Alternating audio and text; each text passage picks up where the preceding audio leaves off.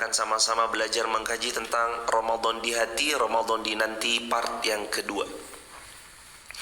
Kalau yang kemarin keutamaan bulan Ramadan, maka sekarang kita masuk hukum Ramadan dan perusak Ramadan. Hukum-hukum Ramadan dan perusak amal di bulan Ramadan. Yang pertama kita tilawah dulu Al-Quran Suratul Baqarah ayat 183, ayat yang hampir sebagian kita sudah banyak yang menghafalnya, bahkan karena ayat ini cukup populer kalau di bulan Ramadan. A'udzu billahi minasy syaithanir rajim. 1, 2, 3.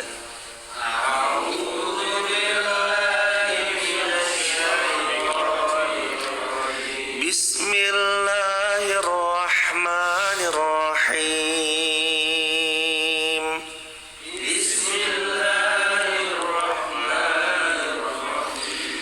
Ya ayyuhalladzina amanu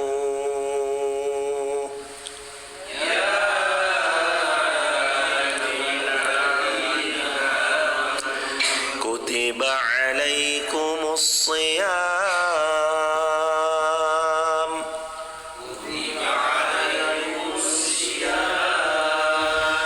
kama kutiba alal ladzina min qablikum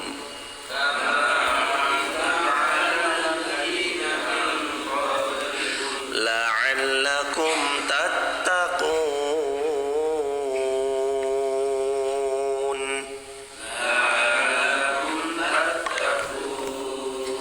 Ayyaman ma'dudat.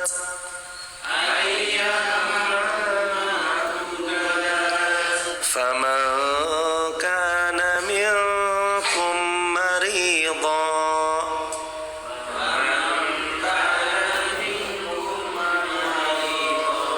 aw ala safarin fa'iddatum min ayyamin ukhar.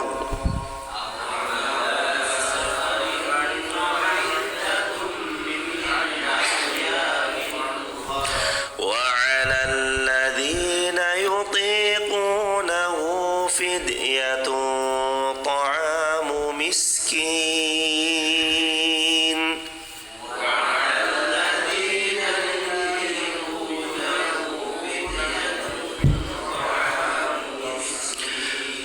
فمن تطوع خيرا فهو خير له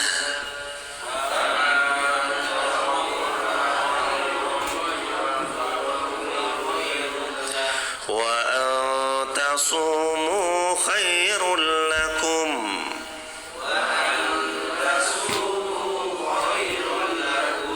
إن كنتم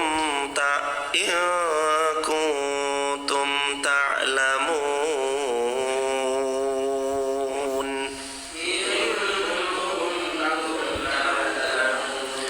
Wahai orang-orang yang beriman, diwajibkan, karena kita mau bahas di Ramadan di hati, Ramadan di nanti part 2 ini tentang hukum dan perusak amal di bulan Ramadan, maka kita harus tahu hukum bulan Ramadan dalam berpuasa di dalamnya adalah wajib.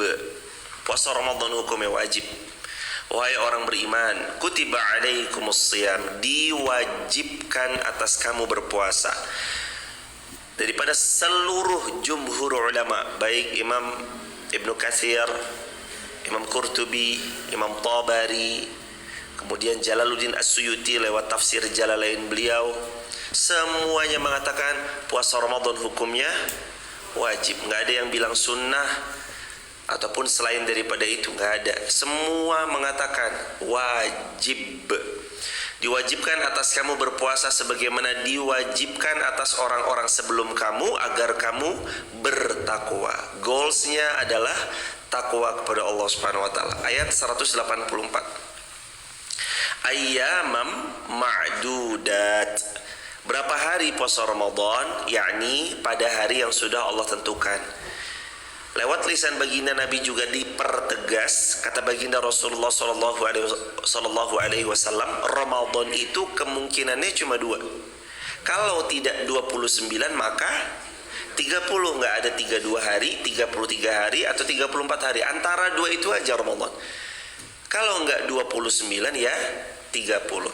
Faman kana minkum maridhan, kalau kalian sakit, atau ala safarin, kalian sedang safar, fa'iddatum min ayyamin ukhar, maka wajib bagi kalian mengganti sebanyak hari yang kalian tinggalkan, atau dalam istilah populernya mengqadha puasa Ramadan. Jadi sahabat di rumah, di TikTok, YouTube, Instagram yang lagi live streaming dari manapun, semoga Allah memuliakan semua hadirin dan semua sahabat online dimanapun berada. Jadi jamaah, Allah itu memberitahu pada kita ada persyaratan orang boleh meninggalkan puasa yang disebut dengan uzur syar'i. Nanti ada ayat juga yang berbunyi wa 'alal ladzina yutiqunahu fidyatun ta'amu miskin, dan bagi beliau-beliau yang berat menjalankan puasa Ramadan. Berat ini nanti kata Imam Nawawi kebagi 4. 1, sakit parah, sulit sembuh. Mau tua mau muda, asalkan sakitnya parah, menimbulkan banyak kemadharatan. Kalau berpuasa mungkin akan seperti apa kondisi fisiknya, maka ia boleh tidak berpuasa dan diganti fidyah. 2, orang yang tua renta, orang yang sudah tua, beliau sangat senja usianya, dan kadang-kadang bahkan mohon maaf saking lemahnya fisik beliau sudah nggak sanggup lagi untuk berpuasa, maka boleh bayar fidyah. Terus yang keempat, yang ketiga, ibu hamil, wanita yang mana beliau sedang hamil. Yang keempat, menyusui. Maka dari empat golongan ini maka beliau boleh bayar fidyah. Mekanisme bayar fidyah seperti apa nanti saya jelaskan. Terus kalau uzur syar'i yang wajib diqadha itu 3. 1, orang yang sakit ringan. 2, yang lagi safar. 3, orang yang berhalangan. Kami ulangin, ada 3 yang mana beliau harus mengqadha puasa. 1, orang yang sakitnya ringan. 2, orang yang sedang safar. Dan 1 lagi, wanita yang sedang berhalangan atau haid. Ketiganya wajib mengganti di hari yang lain saat tertinggal puasa Ramadan dari beliau. Safar, haid, dan 1 lagi sakit ringan, batuk, pilek, ya pokoknya sakit-sakit tipis-tipis jemaah, bukan sakit berat. Kalau sakit berat maka diperkenankan boleh untuk membayar fidyah. Wa 'alal ladzina yutiqunahu fidyatun ta'amu miskin,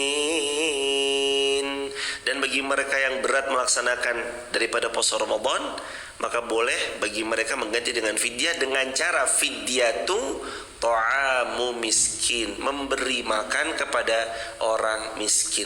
Kalau jamaah mau simple, Basnas itu 2023 ini kami cek beberapa hari yang lalu sudah mengeluarkan daripada surat putusan Basnas, Badan Amil Zakat Nasional. Surat putusannya bayar fidyah per jiwa per orang per hari 60.000.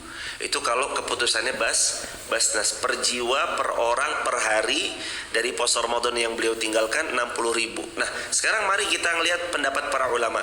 Ada 2 bagian pendapat ulama. 1, Imam Malik bin Anas dan Imam Muhammad bin Idris Asy-Syafi'i. Jadi Imam Syafi'i dan Imam Malik mengatakan besaran fidyah itu 1 mud.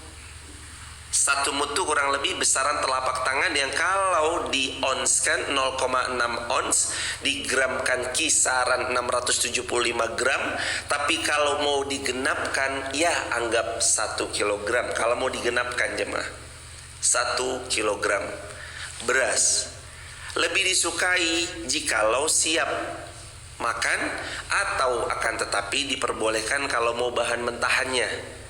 Jadi boleh mentahannya per 1 hari. Kalau pendapatnya Imam Malik bin Anas, Lalu daripada Imam Syafi'i itu satu mud, besaran satu mud kurang lebih 675 gram. Kalau mau dibulatkan ya nggak apa-apa, ibaratnya 1 kilogram diberikan kepada orang fakir miskin. Karena ada kalimat dalam Al-Quran, fidyatu ta'amu miskin. Ta'am di sini berbagai pendapat ulama. Ada yang mengatakan tadi boleh bahan makanan pokok di mana negeri itu berasal, atau misalkan boleh makanan siap saji yang beliau siap santap tanpa perlu repot memprosesnya. Kayak nasi, udah ada lauk pauknya, sayurnya, buahnya, minumnya. Jadi sepaket nasi misalkan harga paketannya 30.000 sampai 50.000 dipersilakan. Atau bahkan kalau mau nurutin Basnas juga nggak ada masalah, kurang lebih 6.000 per jiwa per hari itu nggak ada masalah. Dan jemaah bisa memvalidasi yang tadi informasi saya sampaikan, 60.000 per jiwa per hari itu di situsnya Basnas, ketika jadi Google juga ada. Yang kedua, pendapatnya ulama Hanafiyah. Pendapatnya ulama Hanafiyah. Beliau mengatakan 2 mud. Ya kurang lebih sekitar 1,5 kilo, atau kalau mau dibulatkan ya anggaplah sekitar 1,5 atau 2 kilo. Kan 675 itu 1 mud kira-kira kalau dalam versi gandum. Kalau versi beras mungkin ada beda-beda tipis. Kalau kali 2, 675 kan ketemunya 1350. 1350 kalau pembulatan 1,5 kilogram, maka seperti itulah dikeluarkan. Nah, cara bayar fidyah gimana? Cara bayar fidyah boleh per hari lepas maghrib langsung dibayarkan, boleh juga dirapel. Per 10 hari boleh, per 30 hari juga boleh, dirapel boleh. Boleh dibayarkan langsung, boleh dirapel. Jamaah yang dirahmati Allah juga termasuk sebisa mungkin tentang soalan fidyah ini betul-betul dipahami. Saya sedikit menyarankan kepada saya dan keluarga saya dan kita semua sebisa mungkin kalau bisa fidyah dengan jumlah yang sudah ditetapkan tadi. Mau ngambil aman, cari per orang diberi 2,5 kilogram nggak apa-apa.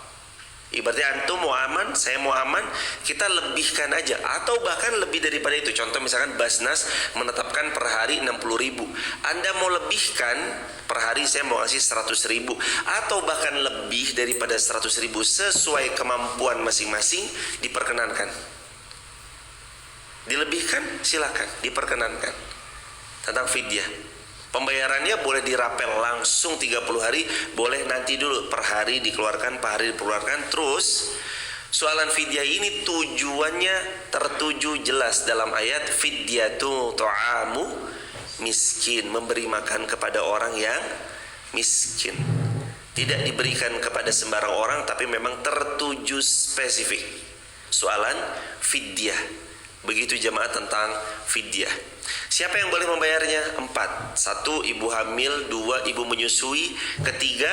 Orang yang tua renta. 4. Orang yang sakit parah. Ada pertanyaan, saya pernah dengar nih, biasanya kalau ibu hamil, ibu menyusui, selain bayar fidyah, dia tetap harus bayar qadha Ramadannya.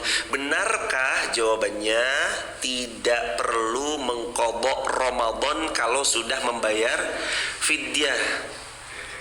Karena kata Imam Nawawi rahimahullah, beliau menukilkan beberapa riwayat yang dari riwayat-riwayat dan asar dan Quran, beliau menyampaikan pendapat bahwasanya kalau ibu hamil, ibu menyusui dirasa membahayakan kondisi fisiknya dan janinnya, maka bayar fidyah. Tapi kalau ibu hamil, ibu menyusui tidak merasa berat untuk mengganti puasa di hari yang lain, maka silahkan. Ini ibu hamil dan ibu menyusui. Tapi kalau udah bayar fidyah, nggak perlu lagi qadha puasa Ramadan karena sudah dibayar oleh fidyah. Tapi kalau orang yang sakitnya parah dan sulit sembuh dan orang yang tua renta, maka cukup dengan bayar fidyah dan tidak perlu diqadha di hari yang lain. Paham jemaah kira-kira? Insyaallah. Ada pertanyaan sedikit tentang seputaran fidyah?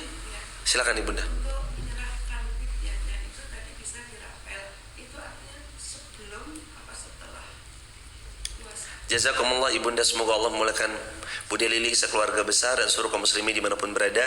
Soalan rapel apakah boleh di awal ataukah harus di akhir? Ulama berpendapat setelah puasa tertunaikan, bukan sebelum. Setelah puasa tertunaikan. Tapi mekanisme sebelum maksudnya gimana? Contoh, 2019 ada jamaah Mutiara Persada, orang tua beliau sudah tua renta, lalu beliau menitipkan fidyahnya sebelum Ramadan kepada kami waktu itu, dengan nominal kurang lebih sekitar 50.000 per satu hari dari Ramadan yang beliau tinggalkan. Ternyata usia orang tua beliau cuma 21 hari. 21 hari Ramadan maksudnya sudah wafat meninggal dunia. Maka dari 30 yang sudah dibayarkan di awal, setelah beliau wafat, Ustadz ternyata Bapak sudah berpulang di 21 Ramadan. Maka dibayarkan dalam bentuk bukan uang, tapi kami dan tim menyiapkan untuk diporsikan dalam jumlah bentuk makanan yang kami bagikan, makanan-makanan sebanyak 21 porsi spesial dibagikan kepada orang-orang yang ditujukan dalam ayat 184 Al-Baqarah. Setelah itu sisanya 9 hari kami kembalikan kepada beliau. Bukan berarti nanti dibayar di awal lantas langsung dikeluarkan di awal, tidak.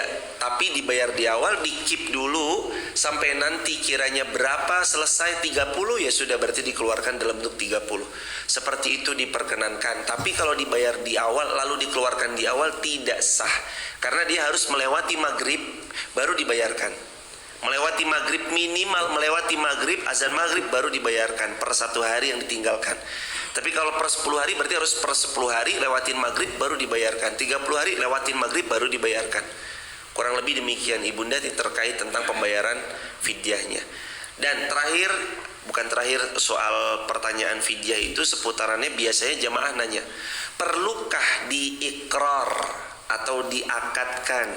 Ini terima ya fidyah dari saya. Jawabannya sebagian ulama mengatakan mahallun niyah fil qalb, terutama ulama-ulama Syafi'iyah mengatakan mahallun niyah fil qalb. Di antara yang mengatakan demikian dalam kitab, judul kitabnya itu penjelas Syarah Arba'in An-Nawawiyah, perkataan Imam An-Nawawi rahimahullah, mahallun niyah, tempatnya niat itu fil qalb, di dalam hati. Maka cukup pendapatnya Imam An-Nawawi rahimahullah diutarakan dalam hati tanpa perlu dijaharkan, cukup. Dan Allah sudah tahu apa yang dimaksudkan dari apa yang diberikan, udah cukup. Jadi begitu jamaah, ini seputar pembayaran fidyah. Begitu. Ada lagi? Silakan Mas. Mengenai kode puasa Ramadan, seandainya orang tua sudah meninggal, punya hutang puasa Ramadan, lantas yang ahli waris mengkodukan, apakah itu dianjurkan atau diperbolehkan? Jazakumullah khairan. Semoga Allah memuliakan Mas Hadi, keluarga besar dan seluruh kaum muslimin dimanapun berada. Qadha puasa diperkenankan untuk diri sendiri, sebagaimana sebagian pendapat para ulama banyak menyatakan demikian. Namun demikian terkait tentang mengqadha puasakan orang lain lebih kepada fidyah. Jadi dibayarkan dalam bentuk fidyah saja. Orang tua kita yang sudah tua renta, yang sudah nggak mampu berpuasa, maka dibayarkan dalam bentuk fidyah. Atau wallahu a'lam bishawab, tentang kalau ada pendapat-pendapat lain nanti tentang yang menguatkan jawaban atas pertanyaan Mas Hadi tentang mengqadha puasa bagi orang lain apakah diperkenankan ataukah bagaimana, nanti itu semoga bisa ditambahkan oleh sahabat semua di kolom komentar terkait hal itu. Tapi sependek ilmu atau dengan dengan segala keterbatasan ilmu yang kami punya, maka dicukupkan dengan bayar fidyah dan kita mengqadha atas puasa yang kita tinggalkan. Begitu. Allahu a'lam bishawab. Begitu Mas Hadi. Kalau yang untuk dia fidyahnya tidak ada, apakah tetap diperbolehkan untuk Tidak. foto? Oh, kalau biaya fidyahnya tidak ada, maka dengan segala keterbatasan fidyah, pembayaran finansial yang beliau belum punyai atau belum miliki, maka Allah Maha tahu daripada apa yang beliau punya. InsyaAllah itu pun juga termaafkan. Sebagaimana pernah ada seorang sahabat datang ke Nabi SAW, kami berhubungan di siang hari bulan Ramadan ya Rasulullah. Ya udah merdekakan budak, kami nggak mampu, nggak punya uang ya Rasulullah. Ya udah puasa 6 bulan berturut-turut, kami nggak mampu, 1 bulan aja nggak mampu, apalagi 2 bulan berturut-turut ya Rasulullah. Maka ya sudah beri makan 60 orang fakir miskin. Kami tidak punya uang ya Rasulullah. Ya sudah, ini ada 2 sak gandum untuk kalian, ada 2 sak kurma untuk kalian. Silakan kalian bagi kepada orang miskin. Kata sahabat ini, tidak ada yang lebih miskin kecuali kami di kampung kami ya Rasulullah. Kata Nabi, ini untuk kalian, ini untuk kalian. Ya udah. Jadi nggak dibayar sama sekali apapun. Maksudnya Nabi SAW menghendaki kemudahan. Perihal hal ini Nabi menghendaki kemudahan. Jadi begitu Mas Hadi, barakallahu fikum. Jadi kami ulangin, hukum puasa Ramadan hukumnya wajib. Boleh tidak berpuasa kalau ada uzur syar'i. Satu yang nanti boleh qadha, satu yang nanti boleh bayar fidyah. Yang boleh qadha itu yang harus qadha, bukan yang boleh. Yang harus qadha itu siapa aja? Orang yang sakit ringan, orang yang safar, orang yang haid atau berhalangan, itu wajib mengqadha di hari yang lain. Ada yang wajib bayar fidyah. Siapa yang harus bayar fidyah? 4. Yang pertama, ibu hamil. Yang kedua, ibu menyusui. Yang ketiga, orang tua renta. Yang keempat, sakit parah dan sulit mendapatkan kesembuhan. Dan secara medis memang ini perlu untuk tidak berpuasa, diperkenankan membayar fidyah. Kalau Anda mendapati memang beliau belum tua tapi masih muda bilangannya misalkan, tapi kalau beliau berpuasa akan terganggu daripada kesehatan tubuhnya, bahkan cenderung menyebabkan kematian, maka menyebabkan kematian itu uzur syar'i yang beliau boleh membayar fidyah. Begitu hadirin soalan fidyah. Jamaah, sebentar sebelum masuk ke perusak-perusak amal, ada pertanyaan dari TikTok atau Instagram, Mas Bama? Mungkin ada pertanyaan dari jamaah TikTok, YouTube, Instagram, biar nanti dibacakan. Atau ada lagi jamaah seputaran fidyah sebelum kita beranjak kepada yang lain? Ada? Wujud? Wa 'alal ladzina ada? Wa 'alal ladzina yutiqunahu fidyatun ta'amu miskin. Bagi yang berat menjalankan puasa, dia bayar fidyah tertuju untuk orang miskin. Lah, juga pertanyaan yang sering muncul, kalau salah tujuan, contoh kekeran mata kami sih beliau nih mohon maaf miskin, tapi ternyata sekarang sudah tidak seperti dulu. Mungkin karena beliau sekarang sudah berbeda, udah Allah kasih rezeki yang lebih berlimpah, tapi nggak ketahuan, macanya tetap aja maca, berpenampilannya itu tetap aja cara berpenampilan seperti orang yang kurang. Padahal ternyata Allah sudah cukupkan. Apakah terus tidak sah fidyah yang kita beri? Jawabannya, sepengetahuan maksimal yang kita ketahui beliau kurang, maka diberikan. Dan ternyata beliau lebih, bahkan lebih kaya hartanya daripada kita, maka tetap sah. Karena apa? Ketidaktahuan yang kita punya. Sahnya karena kita tidak tahu. Sebagaimana kata Nabi SAW, rufi'al qalam an thalas. Allah angkat pena dari 3 pihak: orang gila sampai dia sembuh dari gilanya, orang tidur sampai dia bangun dari tidurnya, dan anak kecil sampai dia balik melewati masa-masa fase kecilnya. Termasuk nih bagian daripada yang lupa sampai sadar dari lupanya adalah orang tidur sampai dia terbangun. Tidur karena nggak sadar, lupa pun juga demikian, dia nggak tahu. Tapi begitu dia ingat, maka dicukupkan untuk kemudian hari dicari yang lain yang mohon maaf miskin. Karena ini terkait dengan ayat yang fidyatun ta'amu miskin. Begitu hadirin. Semampu kita memberikan kepada yang tertuju, namun ternyata beliau sudah tidak seperti yang kita sangkakan, itu tidak mengapa dan tidak masalah. Ada? Boleh. Pertanyaan dari Instagram dari Rahma atau Rafa. Izin bertanya Ustadz, bagaimana cara membayar hutang puasa Ramadan yang sudah bertahun-tahun dan jumlahnya kita lupa? Jazakumullah khair. Wa jazakumullah khairal jaza. Ini pertanyaan bagus banget. Semoga Allah memuliakan yang bertanya surga besar dan seluruh kaum muslimin dimanapun berada. Bagaimana cara membayar hutang puasa Ramadan yang bertahun-tahun dan kita lupa? Saking banyaknya, saya nggak tahu berapa ini Ustadz. Maka jawabannya, sebagian ulama berpendapat hendaknya dia mengingat sekuat-kuatnya tentang jumlah hutang dalam bilangan hari di bulan Ramadan yang dia tinggalkan. Contoh, kira-kira dari tahun berapa Anda nggak puasa? Dan apa alasan Anda nggak puasa? Kalau alasannya ringan, sakit ringan, haid, ataupun yang safar, maka wajib diganti di hari yang lain. Tapi kalau alasannya bumil, busui, maka di tahun itu saat Anda menyusui, saat Anda hamil, diperbolehkan membayar fidyah. Tapi kalau pertanyaannya sekarang, ini bukan tentang soalan yang boleh bayar fidyah, bukan 4 golongan yang boleh bayar fidyah, ibu hamil, ibu sui, orang tua renta, dan sakit parah sulit sembuh. Tapi ini ya haid ibaratnya. Maka dihitung dari berapa hari dan dikira-kira. Contoh, Anda sudah lupa dari tahun 2010, berarti 2023 sekarang ada setelah Ramadan terlewat kurang lebih 12 tahun, 2010 sampai 2022 kira-kira kurang lebih sekitaran 12 atau 13-an tahun. Kalau masa haid perempuan itu standar 7 hari, berarti 7 dikali 12, ketemunya kurang lebih 84. 7 kali 12, 84 hari. Maka sebanyak itulah semampunya Anda harus mengqadha puasa Ramadan yang Anda telah lewatkan. Lah yang ditanyakan kan lupa kan? Maka kami bantu mengingatkan. Tadi kan ditanyakan, saya lupa saking banyaknya. Ya kami bantu ingatkan. Coba diingat-ingat dari tahun berapa. Kalau seperti yang tadi disampaikan 2010 sampai 2022, tinggal dikaliin aja 7 hari kali 12 tahun, 7 hari kali 13 tahun. Ketemu angka, lakukan semaksimal mungkin.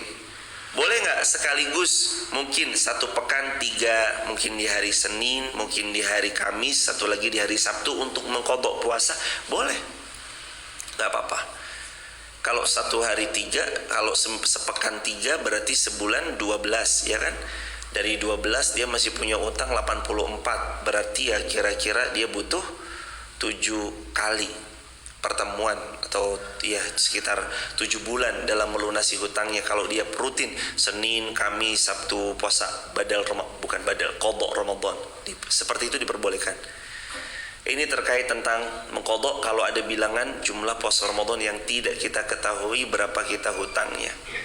Lah, ada pertanyaan lagi begini jamaah. Kalau emang benar-benar nggak tahu, benar-benar lupa, ya tadi masuk dalam hadis Muslim, rufi al-qalam an salas. Kalau bukan karena unsur kesengajaan lupanya, tapi betul-betul karena pure lupa, Allah maafkan. Asal pure lupa, Allah maafkan. Bukan karena unsur kesengajaan. Begitu hadirin. Barakallahu fikum. Ada lagi mas? Baik, ada? Satu lagi, habis ini kita lanjut ke 5 perusak amal di bulan Ramadan. Pertanyaan dari Instagram, Ustadz, ketika hamil atau menyusui tidak puasa dan sudah bayar fidyah, apakah masih wajib membayar puasa tersebut? Oh iya, siap. Kemarin hamil dan ada pertanyaan, kemarin beliau hamil dan beliau sudah dalam keadaan menyusui, lalu beliau tidak berpuasa Ramadan, sudah bayar fidyah juga. Apakah masih harus mengganti puasa Ramadan yang beliau tinggalkan? Jawabannya tidak, karena fidyah itu pengganti dari qadha Ramadan bagi busui, ibu hamil, orang tua renta, dan orang yang sakit parah sulit sembuh. Seperti itu jamaah. Besaran fidyah, Basnas sudah menetapkan keputusannya tahun 2023 per jiwa per hari senilai kurang lebih Rp60.000. Tapi kita lanjutkan ayatnya jamaah. Fidyatun ta'amu miskin, fidyah itu memberi makan kepada orang miskin. Ada lanjutan ayatnya, fama tatawwa'a khairan fahuwa khairul lah. Tapi kalau mau memberi dengan nominal yang lebih baik, kualitas makanan yang lebih baik, paket nasi bok yang spesial yang lebih istimewa dan lebih baik, fahuwa khairul lah, maka itu lebih baik bagi yang meninggalkan puasa karena beliau uzur syar'i di 4 pihak tadi. Jadi kalau tadi saya bilang kan putusan Basnas 60.000, tapi kalau kita mau ngasih per hari yang kita tinggalkan bahkan 1 juta pun gak masalah. Bahkan 500.000 pun per hari, per jiwa, per orang yang ditinggalkan gak masalah. Atau mungkin karena keterbatasan harta yang kita punya, per hari dihitung cuma 40.000 pun gak masalah. Silahkan. Begitu jemaah. Namun Allah berfirman, faman tatawwa'a, barang siapa yang Allah Subhanahu wa taala karuniai kerelaan hatinya mengerjakan kebaikan, faman tatawwa'a khairan, dia lakukan kebaikan yang lebih baik daripada yang disyaratkan, fahuwa khairul lah, maka itu lebih baik. Wa antasumu khairul lakum, tapi kalau mau diqadha nih yang tadi dalam bahasan, kalau ibu hamil, ibu menyusui merasa diberi oleh Allah kesempatan, kemampuan di tahun depan bisa mengqadha puasanya tanpa membayar fidyah, maka diperkenankan. Wa antasumu, kalau kamu membayar puasamu, khairul lakum, itu lebih baik. In kuntum ta'lamun, jika kalian mengetahuinya. Begitu jamaah yang dirahmati Allah. Dan soal puasa, saya mengajak kepada diri saya dan kita semua, mari yuk jamaah, sebelum Anda mendeklarasikan kenapa puasa, pengen sehat, sebelum itu, sebelum Anda ingin badannya mumpunglah lagi puasa sekalian pengen aja nurunin berat badan, sebelum itu semua, sebelum kepentingan dunia, pengen kurus, pengen sehat, pengen menjaga ini dan itu dalam urusan perihal dunia, yang satu harus sama-sama kita perhatikan, pondasi puasa Ramadan kita itu asasnya adalah ibtigha'a mardhatillah. Kenapa puasa Ramadan? Cari ridho Allah. Sehat sebagai bonusnya. Ada istirahat khusus kita dalam mengelola makanan, itu sebagai bonusnya. Lalu dalam puasa Ramadan ternyata turun berat badan yang menjadikan badan kita lebih ideal dari sebelumnya, itu bonusnya. Tapi bukan itu tujuan kita puasa. Tujuan puasa kita adalah ibtigha'a mardhatillah. Goalsnya nanti adalah la'allakum tattaqun, agar kita menjadi hamba Allah yang bertakwa kepada Allah. Begitu caranya. Dan harus jemaah, beda niat, beda pahala. Salah niat bisa salah juga nanti bagaimana beramalnya. Maka sekarang kita masuk 5 amal perusak, 5 hal-hal yang merusak amalan di bulan Ramadan. Salah satunya, nomor 1, salah niat. Makanya teman-teman tulis di kolom komentar ya, beda niat, beda pahala. Salah niat, pahala hangus. Beda niat, beda pahala. Salah niat, pahala hangus. Ada orang makan tujuannya apa? Menghilangkan kelaparan. Sama orang makan tujuannya apa? Supaya Allah memampukan saya lewat makanan ini, nanti dia berubah menjadi energi, energinya saya pakai untuk beramal salih. Beda apa sama? Beda. Yang satu makan cuma untuk kenyang, yang satu makan untuk ibadah. Powernya beda. Kenapa nikah? Ya nikah mah karena emang udah, ya mohon maaf ya, karena emang usia saya mah udah segini. Teman-teman saya anaknya udah pada 2, 3, 4 lah, saya mah belum nikah. Yaudah, kenapa nikah? Sing penting nikah. Beda sama kenapa nikah? Cari ridho Allah. Kenapa nikah? Pengen sama-sama menghidupkan sunnahnya Rasulullah. Kenapa menikah? Karena saya ingin betul menjalani, mengarungi hidup ini penuh dengan khidmah kepada pasangan. Mudah-mudahan itu menjadi wasilah saya masuk surga. Karena Nabi pernah bersabda, suamimu itu jannatuki au naruki, surgamu atau nerakamu. Makanya lewat khidmah kepada pasangan semoga saya dikaruniai surganya Allah. Itu beda pahalanya. Beda niat, beda hasil. Beda niat, beda pahala. Salah niat, pahala bisa hangus. Nah terus soal niat ini juga bisa menjadi perusak, karena siapa yang berniat pujian manusia tak dapatkan sedikit pun di sisi Allah. Bahkan dalam Al-Quran Allah mengingatkan, barang siapa yang tujuannya karena dunia, nu'tihi minha. Kalau kamu tujuannya dunia, kami Allah kasih buat kamu. Kamu mau dunia, nih dikasih sama Allah dunia. Wa ma lahu fil akhirati min khalaq. Allah berfirman, tapi nanti di akhirat kamu tidak dapat bagian sedikit pun. Allahu Akbar. Hadirin, kalau kita tujuannya dunia, di akhirat kita nggak dapat bagian sedikit pun. Wa ma lahum fil akhirati min khalaq. Tapi kamu di akhirat nggak dapat apa-apa ya. Nauzubillah. Makanya hati-hati betul ya terhadap niat puasa. terutama nih jemaah niat. Kan kita tahu ya, amal soleh di puasa tuh kan variannya banyak. Fasilitasin itikaf, fasilitasin orang sahur, fasilitasin orang buka puasa. Terus mungkin kita nanti bawa beberapa kardus di sini. Terus kita mungkin membayarkan anak-anak yang ngaji dengan hadiah. Ayo siapa yang ngaji khatam nanti Pak dikasih hadiah, satu orang 100.000 gitu. Semua apapun amal soleh termasuk ngaji.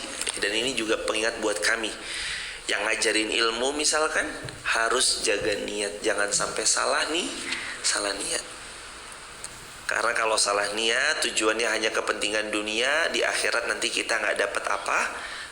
Ayo luruskan niat, bulatkan tekad, lipat gandakan semangat, ikhlas. Nomor 2, perusak amal di bulan Ramadan itu adalah beramal tanpa ilmu. Rumus kita IA.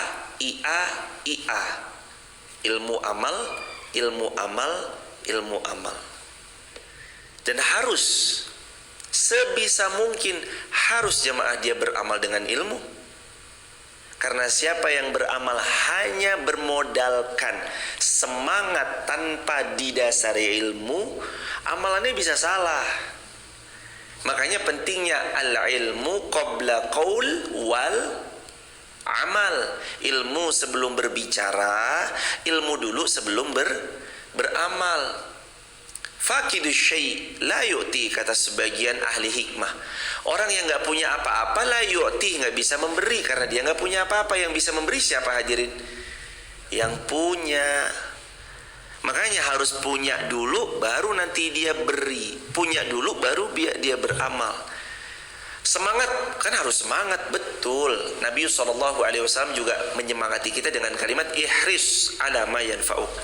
Kalian tuh harus semangat, kejar yang bermanfaat. Tapi semangatnya kan Nabi kasih konten. Semangatnya kan Nabi beri batasan korelasi. Ihris, kamu tuh harus semangat ala, di atas ma yanfa'uk, apa-apa yang menghadirkan manfaat dalam kehidupanmu. Berarti apa-apa di sini kan kata kunci, ma yanfa'uk. Ihris ala ma yanfa'uk, berarti kita harus tahu dulu apa yang menghadirkan manfaat. Harus tahu berarti harus punya ilmu. Jadi beramal harus dengan ilmu. Jangan sampai beramal berdasarkan hawa nafsu. Berilmulah jemaah. Gimana caranya? Ya mulai sekarang, ayo kita belajar bareng-bareng tentang mempelajari Ramadan itu gimana sih?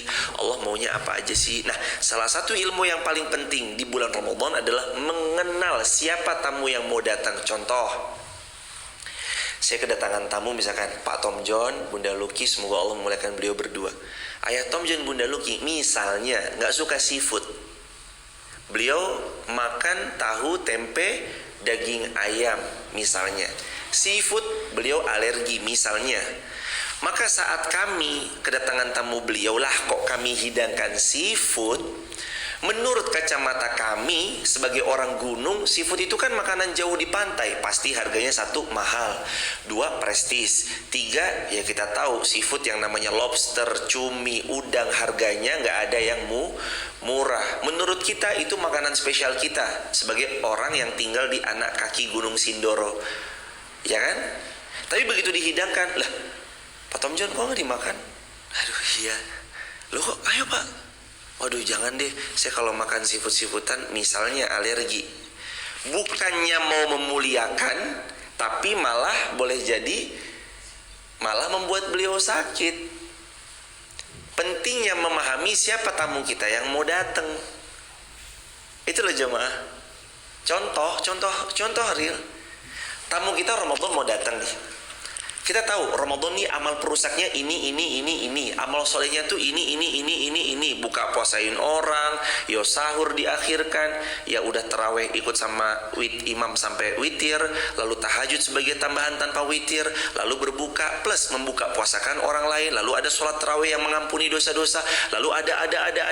Kita tahu keutamaannya ini, yang nggak boleh pantangannya ini.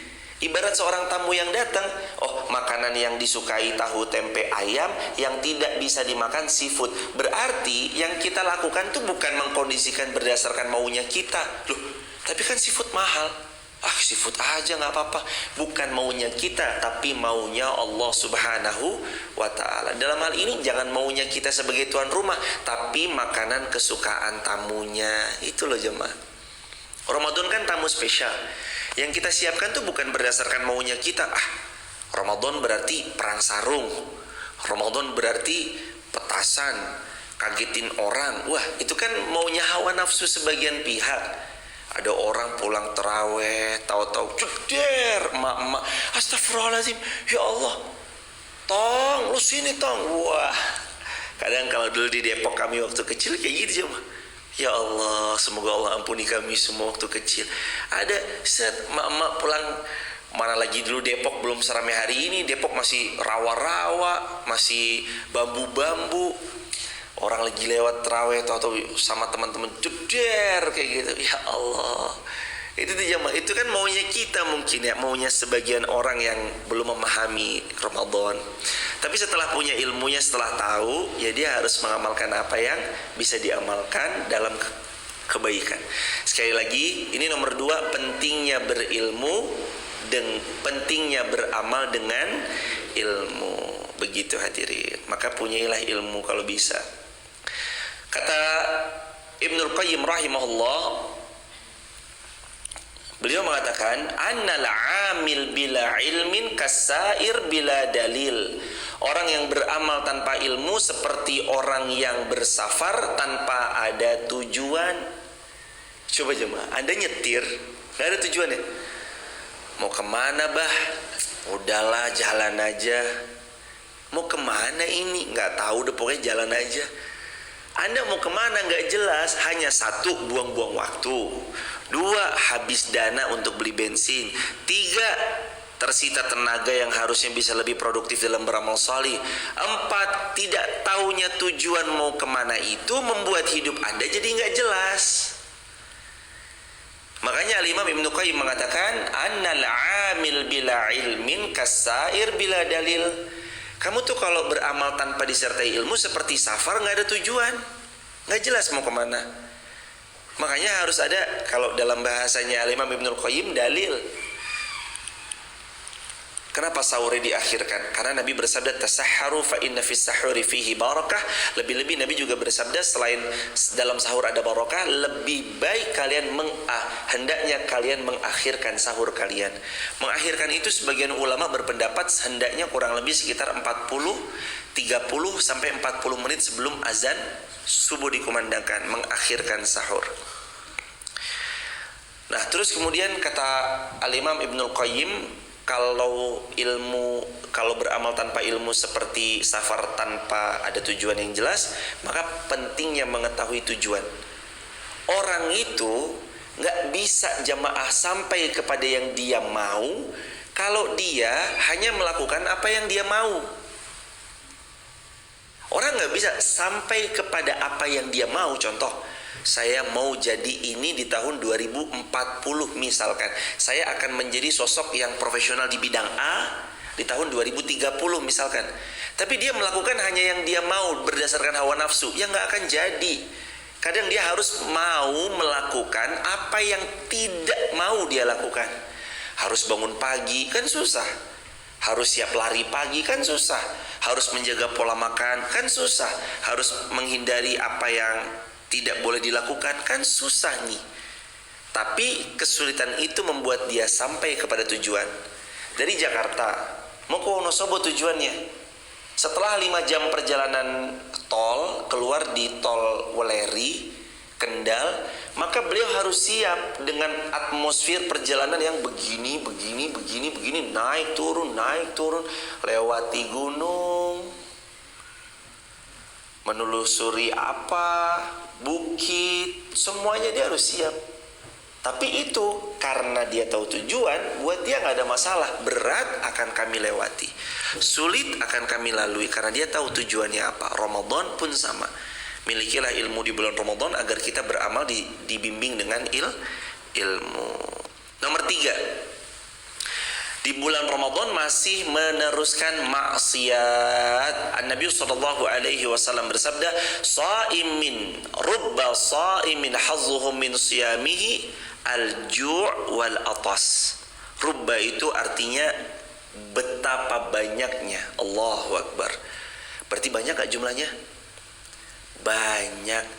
Rubba shaimin, banyak sekali orang yang berpuasa di bulan Ramadan, hazzuhu min siyamihi, dia tidak dapatkan hasil dari puasanya, al-ju' wal atas, kecuali lapar dan haus. Allah, dia puasa 30 hari mah full, tapi cuma dapat lapar dan haus, gak dapat pahala. Udah mah juga gak dapat daripada kebaikan-kebaikan. Kenapa kok cuma dapat lapar dan haus? Jawabannya, karena masih menjalankan maksiat di bulan Ramadan. Ya dia puasa tapi gak sholat. Mak, sahur mak. Sahur. Alhamdulillah. Yadikumuslimalakum. Mak, sahur mak. Sahur. Habis sahur apa yang bukan sholat subuh malah tidur. Bangun-bangun 3 menit sebelum azan maghrib. Kemana sholat zuhurnya? Kemana sholat subuhnya? Kemana sholat asar yang gak sholat? Gimana terus sama orang yang kayak gini? Maka dia bisa disebut orang yang cuma dapat lapar dan haus karena dia puasa Ramadan tapi tetap meninggalkan sholat. Dan meninggalkan sholat kita tahu dosa yang sangat besar. Bahkan 10 top ranking paling tinggi dosa besar itu adalah meninggalkan sholat. Maka jangan tinggalkan sholat walau dalam keadaan bagaimanapun. Makanya hati-hati terhadap perbuatan maksiat yang masih terus dilakukan. Ayo semangat, Ramadan jadi titik awal. Ya kalau ketemu ya jemaah, kalau gak ketemu ya Allah, semoga Allah pertemukan. Kalaulah belum ketemu, semoga kita punya amalan husnul khatimah sebelum jumpa sama Ramadan. Udah bersedekah untuk buka puasa orang sebelum ketemu Ramadan, udah berbagi untuk banyak orang, insya Allah biiznillah. Saya saran jemaah, kita umur gak ada yang tahu. Kalau bisa nih, Ramadan emang tinggal 22 hari lagi, tapi kan umur gak ada yang tahu. Lawang orang 5 menit sebelum taraweh perdana meninggal aja ada, ya kan? 5 menit sebelum azan Ramadan, azan 1 Ramadan aja, azan maghrib 1 Ramadan aja ada yang meninggal ada. Maka sebaiknya kalau bisa jamaah, mumpung sekarang dikasih kesempatan, dan kalau diberi ke lapangan rezeki, coba buka puasain orang jemaah. Gak usah jauh-jauh, di masjid terdekat. Pak Takmir mohon izin, masjid kita ada buka puasa ya? Ada. Sehari berapa anak kira-kira? Ya 40-50 lah bang. Jadi saya ikut andil ya.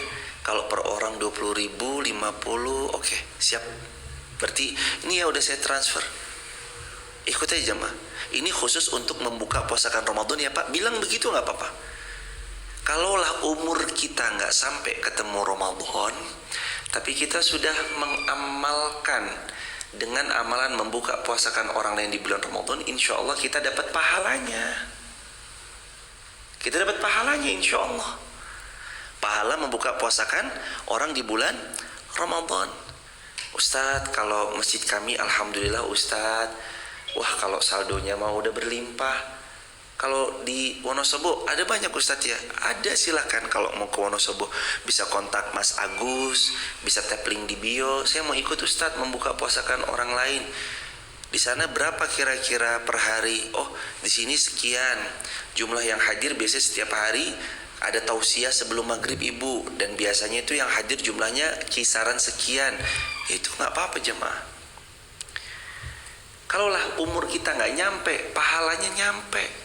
Kata Nabi yang mulia, man fatara shaiman, barang siapa yang membuka puasakan orang lain, maka dia panen pahala puasa orang tersebut tanpa dikurangi pahala yang berpuasa. Allahu Akbar. Jadi kita nggak puasa, tapi kita tetap dapat pahala puasa Ramadan. Gimana caranya? Membuka puasakan orang lain. Ada jamaah, Allahu Akbar walillahilhamd. Orang itu wafat saat sesaat sebelum 1 Ramadan ada. Maka nggak ada jaminan kita ketemu Ramadan. Tapi kalau sekarang masih diberi kesempatan, mari sama kita beramal salih ya jemaah. Semoga Allah mudahkan dan semoga Allah meridhai. Amin ya rabbal alamin. Yang ketiga, yang keempat, Ramadan tapi masih pelit dengan harta, ini perusak amal. Kata Nabi SAW, riwayat Imam Tirmidzi, "Ma min yawmin yusbihu al-ibadu fihi illa malakan yanzilani wa yaqulu ahaduhuma Allahumma a'ti munfiqan khalafa wa yaqulu al-akhar Allahumma a'ti mumsikan talafa." Pada setiap hari ada 2 malaikat yang turun kepada setiap hamba. Malaikat pertama mendoakan, Allahumma a'ti, ya Allah beri ganti, Allahumma a'ti munfiqan khalafa, beri ganti kepada orang yang berinfak dengan ganti yang terbaik. Wa yaqulul akhar, dan ya Allah, malaikat yang kedua berdoa, Allahumma a'ti, ya Allah berikan kepada orang mumsikan talafa, berikan kemiskinan yang amat sangat pada orang yang tidak mau bersedekah pada setiap harinya. Jadi tiap hari itu kita ada doa malaikat, yang satu didoain kaya raya, yang satu didoain miskin. Siapa yang didoakan miskin? Mereka yang nggak mau sedekah. Siapa yang didoakan kaya raya? Mereka yang mau bersedekah. Dan siapa yang bilang harus nominalnya besar? Tidak. Sahabat harus mulai membangun mindset nominal sedekah tidak harus besar 100, 200, 300, tidak. Bahkan 100 perak pun jamaah keluarkan, Allah Maha mengetahuinya. Tapi rutin. Kenapa? Karena kata Nabi SAW, riwayat Bukhari Muslim, ahabbul a'mal indallahi adwamuha wa in qalla. Amal yang paling mengundang cinta Allah adalah yang rutin walaupun sedikit. Rutinlah jamaah bersedekah. Jangan pelit terhadap harta. Apalagi bulan Ramadan. Sesungguhnya Nabi SAW Sesungguhnya Nabi di luar bulan Ramadan kana ajwadan nas. Ajwad itu artinya dermawan. Bukan main dermawannya. Nabi itu dermawan banget jemaah. Kana ajwadan nas. Dermawannya bukan main Rasulullah Muhammad sallallahu alaihi wasallam. Lebih-lebih masuk Ramadan, dermawannya Nabi diungkapkan para sahabat seperti angin yang berhembus. Setiap kita kalau keluar kena angin enggak? Seperti itu dermawannya Nabi kalau bulan Ramadan. Semua yang ketemu sama Nabi, bahkan enggak ketemu sama Nabi, dapat kebaikannya Nabi. Allahu Akbar. Di luar Ramadan aja Nabi baik banget, apalagi masuk Ramadan. Kata para sahabat, kebaikan itu seperti angin berhembus. Setiap nyawa, setiap jiwa, setiap orang pasti dapat kebaikan dari Nabi SAW.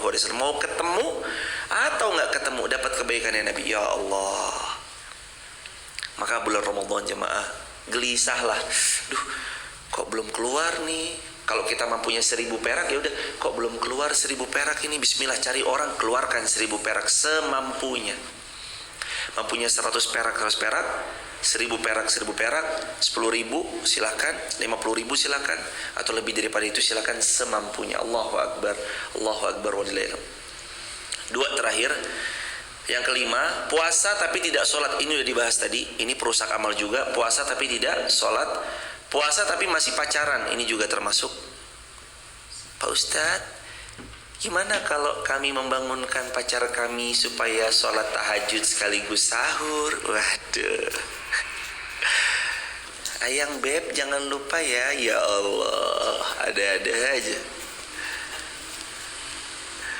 Sebaiknya dihindari ya jemaah model-model yang demikian, karena itu perusak amal bulan Ramadan. Terakhir, yang keenam, sholat tarawih super ngebut. Mungkin ini sinyalnya 4G ya jemaah, atau mungkin 5G, udah bukan 4G lagi, 6G sekarang kalau di luar kota, di luar negeri udah 6G sekarang sinyalnya. Sholat tarawih tapi super ngebut. Afdhalus sholat tulul kunut. Kata Nabi SAW, sebaik-baik sholat adalah yang panjang berdirinya. Juga Nabi SAW menganjurkan siapa-siapa yang sholat hendaknya nina. Sholat tuh ya dinikmatin gitu loh jemaah. Allahu Akbar. Alhamdulillahi Rabbil Alamin. Jangan lupa. Bismillahirrahmanirrahim. Amin. Lah, kita mau ngomong sama orang, Mas Bapak, Mas Bapak. Mas Bapak, Mas Bapak. Gimana sih? Ini ngomong apa sih? Mas Agus, Mas Agus. Apa ini? Mau ngomong apa? Sesama manusia aja kita nggak boleh. Jangan. Manusia juga nggak paham kali jemaah kita ngomong apa. Ngomong apa sih Anda? Maksudnya apa? Kita sama atasan aja begitu menjaganya. Mohon maaf, Pak. Izin menghadap. Oh ya, silakan. Tok tok tok. Assalamualaikum. Iya. Oh ya, silakan duduk. Bapak, iya, mohon izin. Sehat ya, Pak? Iya.